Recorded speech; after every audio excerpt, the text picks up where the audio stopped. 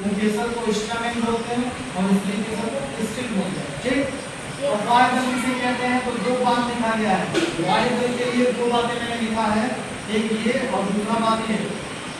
पहली बात है कि फूल के सबसे बाहर की हरी पंखुड़ियों को वायुदल कहते हैं।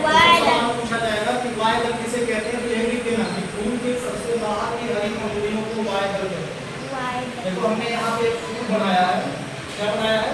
फूल। एक फूल बनाया है और इस फूल में सबसे बाहर की हरी पंखुड़ियां यही हैं। ये है सबसे बाहर की हरी पंखुड़ियां। सबसे पहले जब फूल बनता है तो यही चीज बनता है। फूल जो बनता है तो सबसे पहले यही चीज क्या बनता है? जैसे कोई भी फूल हो, गुलाब हो, कमल हो, अड़हुल हो, गेंदा हो, कोई भी फूल हो, जब फूल बनता है, फूल पैदा होता है तो सब इकट्ठा इतना बड़ा नहीं पैदा हो जाता है। सबसे पहले सिर्फ इतना बड़ा हिस्सा बनता है और ये हिस्सा हमेशा हरा रहता है। क्या रहता है? हरा। गुलाब होगा तो पूरा फूल गुलाबी हो जाएगा ना, गेंदा होगा तो पूरा फूल पीला हो जाएगा, लेकिन ये वाला हिस्सा हरा ही रहेगा। चाहे गुलाब का फूल हो, चाहे जिस भी चीज का फूल होगा, ये वाला हिस्सा हरा रहेगा। इसीलिए क्या लिखा है? हरी पंखुड़ियों। ये वो है वायुदल, और ये जो हरा दल है, ये जो हरा भाग है, इसका वायुदल कह रहे हैं। ये वायुदल फूल के अन्य भाग की रक्षा कवच है। जीवन के लिए तो फूल के अन्य भाग कौन कौन से हैं? फूल के अन्य भाग हैं ये। फूल के अन्य भाग कौन कौन से हैं? दल, पुंकेसर, स्त्री केसर।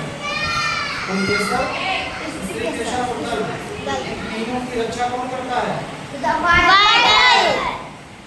अब दल के बारे में क्या है? फूल की रंगीन पंखुड़ियां। ये देखो, ये रंगीन पंखुड़ियां, जब भी फूल पैदा होगा ये वाला हिस्सा तो हरा रहेगा, लेकिन ये जिस कलर का फूल होगा उस कलर में हो जाएगा। जैसे गेंदा का फूल है तो ये वाला हिस्सा पीला रहेगा, है ना। गुलाब का फूल है तो ये वाला हिस्सा, जो कलर होते हैं, जो रंगीन होते हैं, उसे क्या कहेंगे? दल कहेंगे। और क्योंकि वो रंगीन होते हैं और रंगीन चीजें सबसे अच्छी लगती हैं, तो इसलिए लिखा है कि फूल का सबसे आकर्षक भाग, तुमसे कोई पूछे फूल का सबसे आकर्षक भाग किसे कहते हैं, क्या बताओगे? दल को। अब पुंकेसर किसे कहते हैं? फूल की पंखुड़ियों के बीच लंबी पतली रचना। ये देखो, फूल की पंखुड़ियां में फूल का देखो दो इधर बनाए हैं, दो इधर बनाए हैं, और इसके बीच में देखो एक रचना, दो रचना, तीन रचना, ये पतली पतली रचना। यहाँ पे देखो एक रचना, दो रचना, तीन रचना। तो दलों के बीच पतली रचना को पुंकेसर कहते हैं। कोई पूछे दलों के बीच पतली रचना को क्या कहते हैं? पुंकेसर।